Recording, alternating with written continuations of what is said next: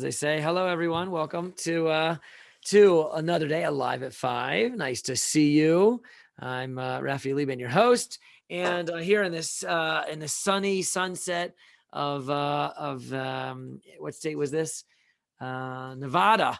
Does it look like Nevada? This is the Nevada sky.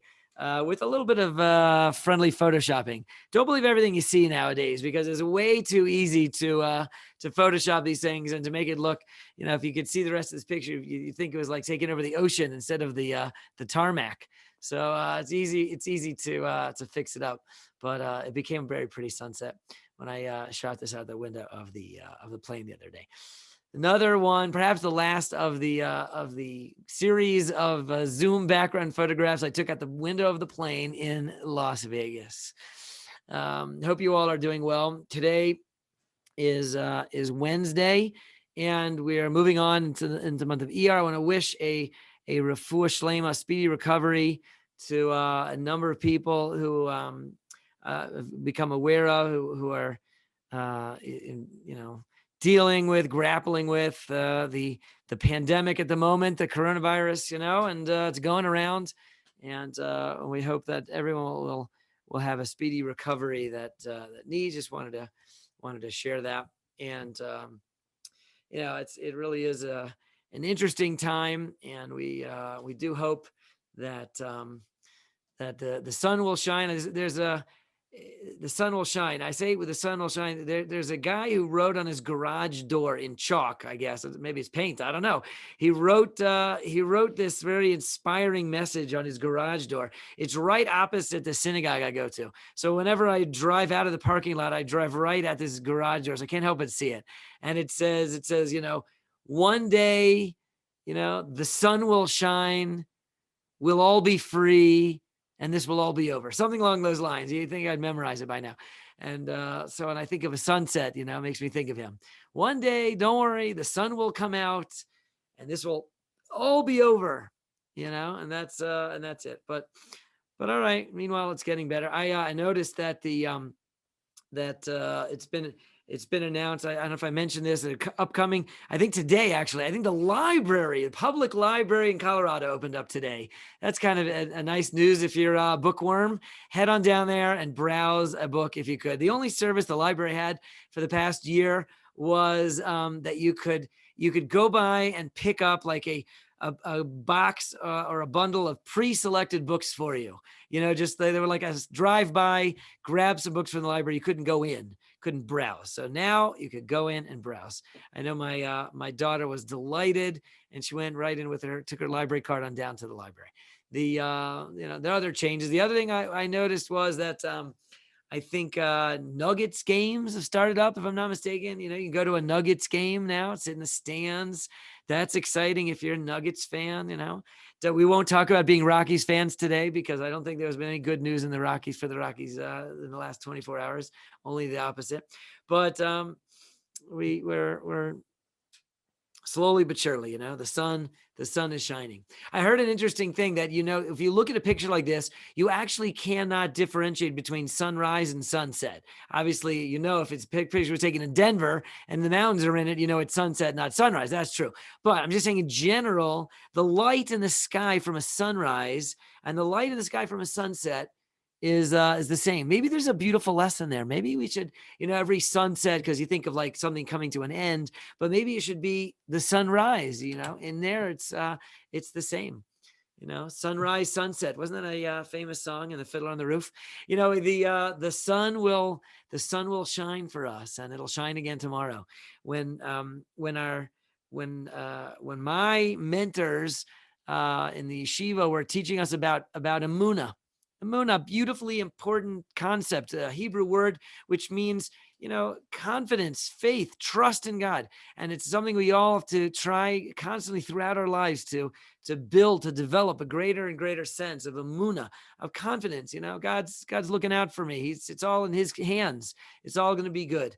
So we developed that, but they compared it to the confidence that you have that the sun will rise, tomorrow. If I had to ask you, dear Live at 5 Zoom guest, do you think the sun will rise tomorrow? Do you have to even think about that? Is that like a question? Well, let me see. It rose the day before last, and and last week and the last month. No, it just is. You don't know that it's going to happen. It's not a matter of knowledge. It's a matter of confidence, of belief. I know that's going to happen. I've no doubt about it. The sun will rise tomorrow, just like it rose yesterday and the day before, and it will rise again. And we're to develop that level of confidence in the creator of the universe running our world, like we have confidence that the sun will rise tomorrow. Sun sets tonight and rises tomorrow, and it will be another day. When we wake up, the first thing that a person is supposed to say when you wake up in the morning, if you have your wits about you and you could say what's the right thing, the first thing to start your day off right, what would you say? So in the Jewish prayer book, it says that upon arising, a person should say Moda ani lefanecha. You should say, thank you, I thank you, God, for another day. Thank you for waking me up. Thank you for putting my soul back in my body again after a night's sleep of some sort, hopefully a good one, and not like the one I had last night. And you get back, you wake up in the morning and you get your soul back, and and there you go. And you say thankful. And then we say Rabba Munasecha, that great is your faith. Now, there's two ways to read that. One way is to say that, you are totally reliable. Great is your faith. Like, I have total faith in you. And you are worth relying on because you're so great. You created everything. You made beautiful sunsets and sunrises and everything in between. But there's another way to translate that beautiful morning prayer, and not to say we're making a declaration of God being reliable, but God believing in us.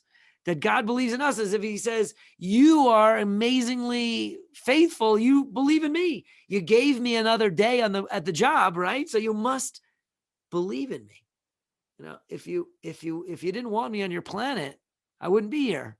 So if I'm here, it's a beautiful thing. It means you believe in me and my day is worth it to you. And you gave me another day because there's something here for me, for you. There's something you want from me. And he gave me an opportunity to figure out what it is and to go through my day and to achieve it.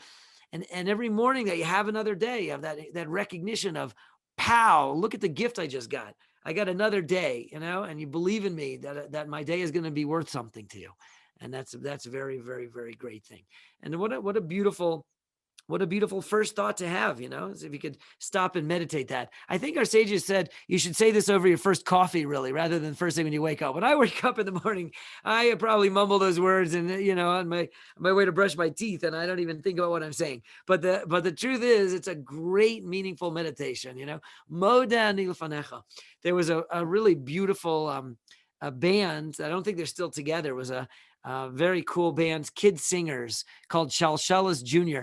And it was and they got these young kids. It's like a young kids choir, and they sang this really energetic song, with almost like a techno song, if you know that style. Really, really upbeat. And you hear that, and Moda ani lefanecha, these little cute voices singing together. And then they quoted another thing from Pirkei Avos. This is my little Pirkei Avos booklet I've got ready for us to go here today. We've been studying it a little bit this in last week. And one of the things is it says that you should jump out of bed like a lion, right? It says you should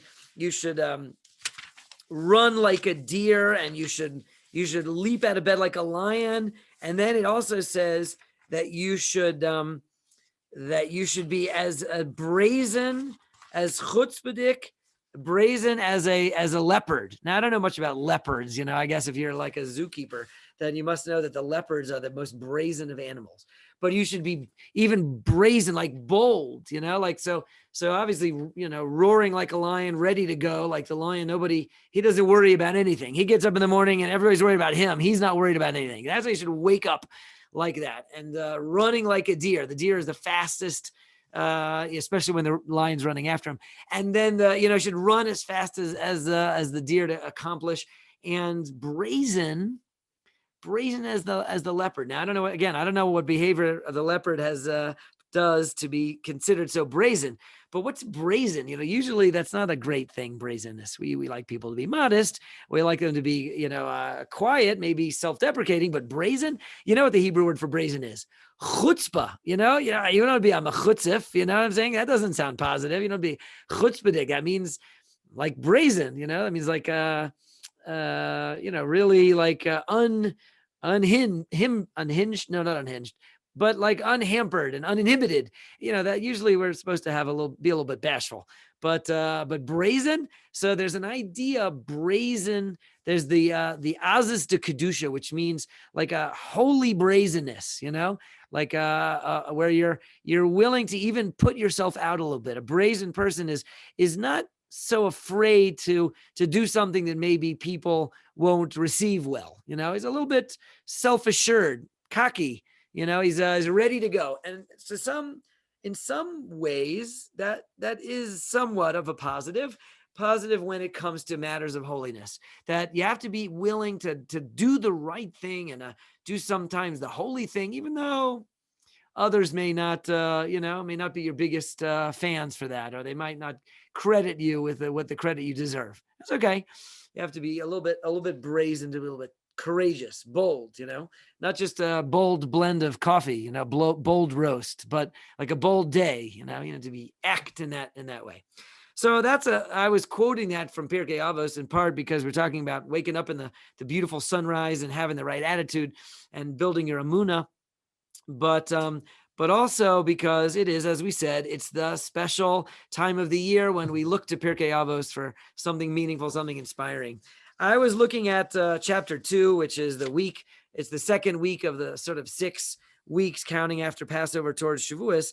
And so I was looking at chapter 2, which corresponds with this week. And there's really another cute song. Speaking of Jewish music, there's another cute song which is made from the lyrics of a Mishnah here in chapter 2, and it's I'll read it to you. The Mishnah is Mishnah chapter 2, Mishnah 20, and it's the words of Rebbe Tarfon. Rebbe Tarfon was a famous rabbi from the Mishnah. Of course, this is the Mishnah we're quoting. He's one of the sages of the Mishnah. He was a colleague and peer of Rebbe Akiva's. The great Rebbe Akiva, very well known. We know that he lived in the first couple centuries of the Common Era. Rebbe Akiva murdered brutally by the Romans, and I believe so might as well have been Rebbe Tarfon. The Romans were very brutal to the sages of Israel in their day. But this beautiful teaching of Rebbe Tarfon, he said the following. He said, Hayom Katzer, the day is short. V'hamalacha meruba, and the work is very great. V'apolim atzelim, the workers are lazy. V'aschar harbe, and the reward, the pay for the work is tremendous. V'balabai is dochek, and the boss is pushy. So that was it's a funny way of describing your day, by Rabbi Tarfon. Let's see what he said. The day is short, the work is very great. The workers are lazy, the reward is very great. And the boss is pushy. Pushy, not in a nice way, pressing. They translate it as, and the boss is pressing. The master is insistent, I see in his one translation. That's perhaps more respectful, because, of course, who's the boss? The boss here in question is none other than God Almighty. And so, as Yom, we've got to try to think of ourselves as, we're on the clock. We're on the clock, and then you get another day. And you're on the clock, all of us, all of it's in our way. And, the day is short. That means, you can't slow down. You got to get busy. There's a lot of work to be done. A lot of work. The poelim atzelim, the workers are lazy. That's got to be the sort of the cutest line of the whole Mishnah, because we're the workers and we're the lazy ones, and that's sort of the normal way of it. The body that the soul inhabits is definitely lazy. It's a sort of a slow moving boat. When given half a chance, the body just wants to take a nap. That's it. That is the natural trend of everything physical. The physical things are heavy. They're not light on their feet. The soul is a little bit lighter on its feet. The body is heavier. The soul wants to get busy, and the body wants to sit back down. The soul is ready to study the Torah and get out there and be compassionate and do kind things for the world. And the body says, what's for lunch? That's just the way of it. That's the way it goes. The polim atzelim, the natural course of it. If you feel like lazy in life, so Rabbi Tarfon said that's your story, right? You nothing new under the sun. Rabbi Tarfon said that for this is he was writing in the 2nd century, So it's not that people just got lazy recently, and since the Industrial Revolution.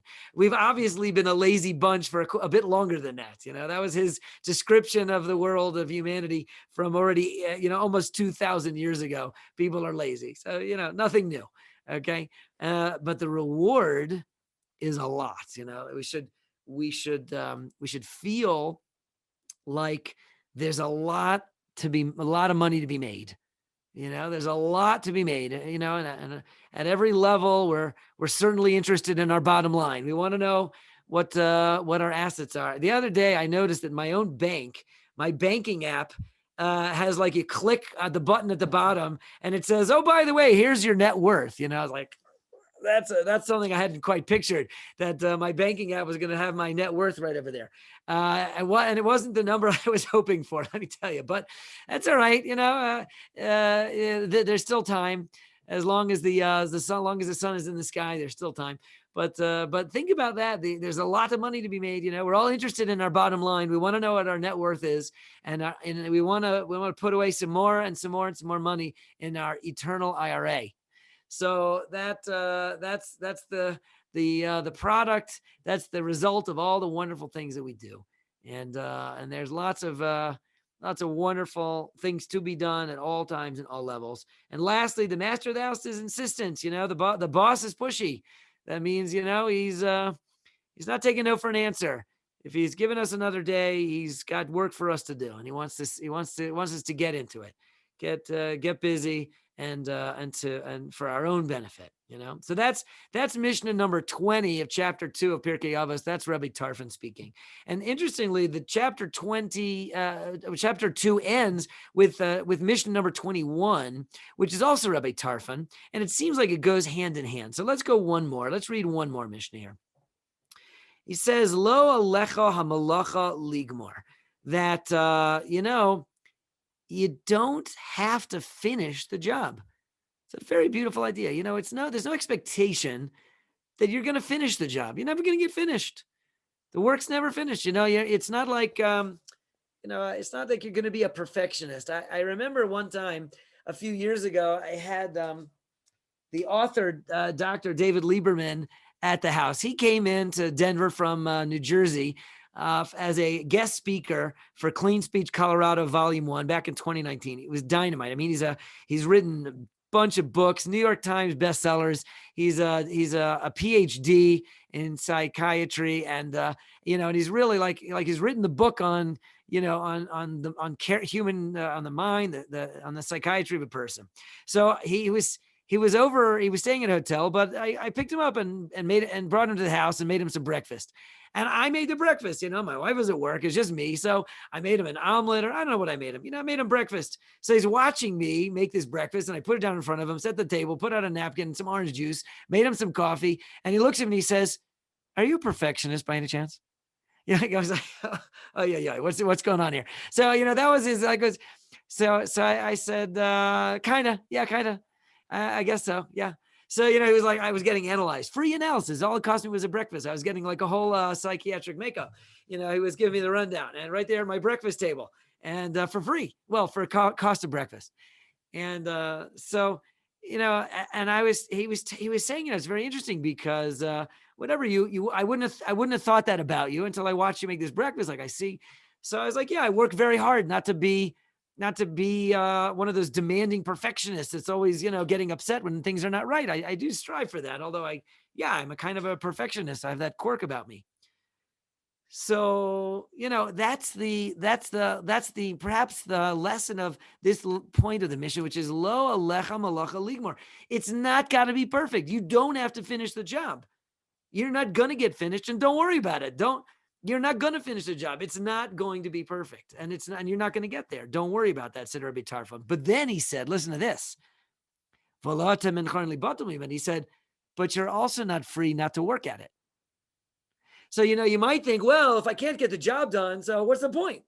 So he said, no. You can't think like that. Rabbi Tarfon said, you don't have to finish, but you gotta be working on it. You gotta try. You gotta keep moving forward. It's a very empowering thing. You don't have to finish. You're not going to get the job done. You're not going to be perfect. That's okay. But you got to be working on it. Got to keep going. Got to keep going. It's not going to be perfect. And that's okay. But you got to be working on it. Not going to get the job done. That's fine. It's not going to be finished by you. But you're not free not to work. Now, with that, he says also, look, if you've learned, this was maybe directed at some of the scholars. He said, oh, so if you've learned a lot of Torah in your life, you're going to get very rewarded for that. That the Torah study is a great reward. Even studying a little Mishnah from Rabbi Tarfon and Pirkei Avos. This is a very, this is a very rewarding thing on an eternal level. You could think to yourself, cha-ching, because you're think about that. You're making a deposit in your eternal IRA right this very minute. And if there's you learned a lot, you'll get a lot. And there's a lot of reward out there for you to have. And God, there is a plenty out there to pay you with. Don't worry, God's not going to run out. You're not going to break the bank when you cash in after 120. And then he said, you should know that the real reward is waiting for you in the world to come. The real reward is waiting for you in the world to come. What a beautiful thing. We're talking about Amunah today on the show. And, we are, that's the approach that you should feel. You should feel confident that, you have a nice eternal retirement fund, the ERA, not the IRA, the ERA, your eternal retirement account that's just waiting for you to enjoy. And all the great things that you've done in your life are there for you, waiting, set aside for you to enjoy for eternity. And then that should be a very comforting feeling and a comfortable feeling. Your Amunah includes that it's going to be good after 120, without any rush. That's where we're going to end up. And we're going to have a lot to enjoy. So that's a little bit of a thought for chapter 2 of Pirkei Avos and the great Rabbi Tarfon. Now, along those lines, I just want to quote the following too, because the study of Pirkei Avos, as we said, has become almost like ritualized into our weekly liturgy.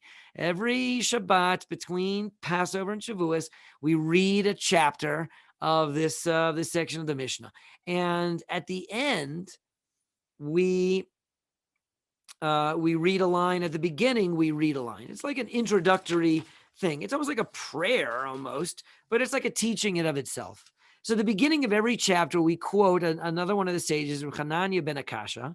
And I'm sorry, that's at the end. At the beginning, we quote a Mishnah in Sanhedrin that says, Kol Yisrael Yeshlam Chelik Olam Habo, that everyone has a share in the world to come. It's a very beautiful idea.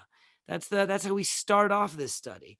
We all have a share in the world to come, and a share in the world to come. And the word used for that is like inheritance. It's inheritance. Inheritance is something that you don't intrinsically have to earn per se, because your inheritance comes, whether you have earned it or not. You just inherit it. It's left to you. It's bequeathed to you. It's your birthright. It's your heritage. You got it coming to you. And that should be a very comforting thing. It's not based on your earnings. The fact that the person has a share in the world to come is kind of a given.